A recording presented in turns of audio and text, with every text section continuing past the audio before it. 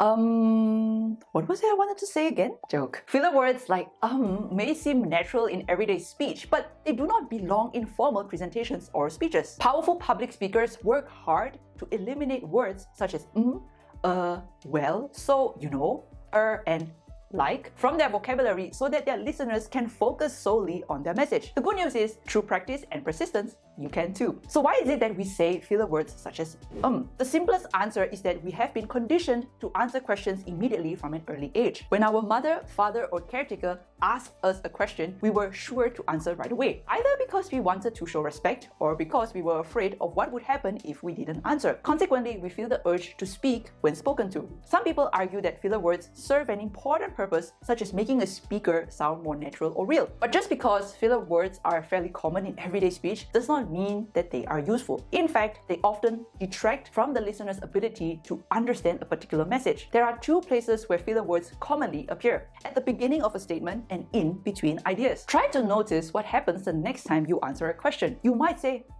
or right away without even thinking. Then when you are finished discussing your first idea, you may be tempted to use another filler word as you decide what to say next. When you use a filler word such as you are thinking verbally. In other words, you are verbalizing your thought process. Now that you know this information, it is easy to realize that the best way to avoid using filler words is to pause.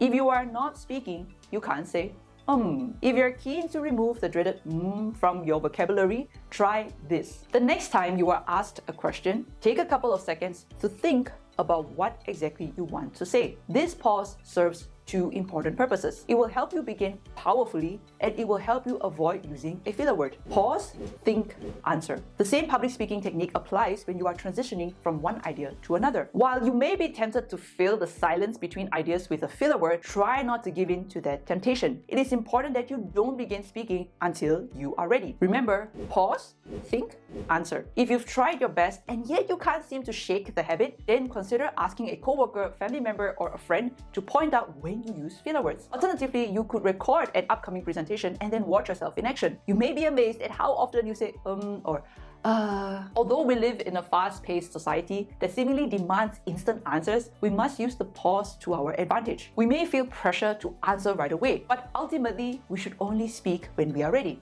Don't you agree? I would like to hear what you think about this, so leave a comment down below. But please don't use any